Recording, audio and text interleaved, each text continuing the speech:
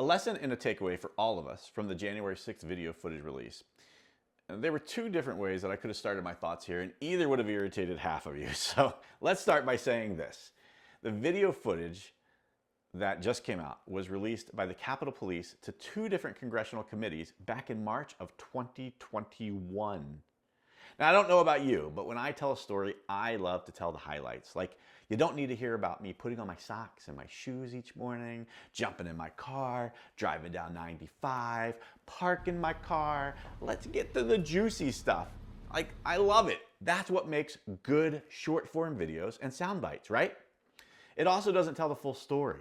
It tells the highly clickable, attention-grabbing story, which is intended to sway and form opinions. Like, highly clickable stuff gets an audience. It gains a following. Wait a minute. Before you get all huffy-puffy here, those highly clickable clips are still an important part of the story. They may even be the headline, but there's usually more to the story. Look, very little will get me to read 10,000 words on how the Spartans made their sandals. But this is Sparta! That gets me watching, right? The willful and unlawful destruction of public and private property is not okay. But it got me watching. Police beating individuals is not okay. Individuals bleeding police is not okay, but it's the clickable clip. And when this news happens, hey media, politicians, police, the powers that be, finish by telling us the whole story. Literally, when you don't tell us the whole story, it says to us, I'm hiding something. If you have nothing to hide, don't hide anything. I don't know about you, and I'm tired of being treated like I can't be trusted with the full information.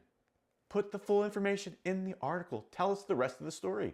If you're afraid that we the people won't come to the same conclusion that you have chosen to create, then either your conclusion is wrong and you know it, but you don't like it, or your ego can't handle being argued with. So you manipulate the information to show just the story that you want us to know and attempt to avert any disagreement. Gaslighting. Look, we don't have to agree to get along. My wife and I disagree all the time, and I still climb into bed every night that she lets me. And I kiss her and I say, I love you. But we know when someone is hiding something. We can feel it in our bones. We know when you're not being truthful.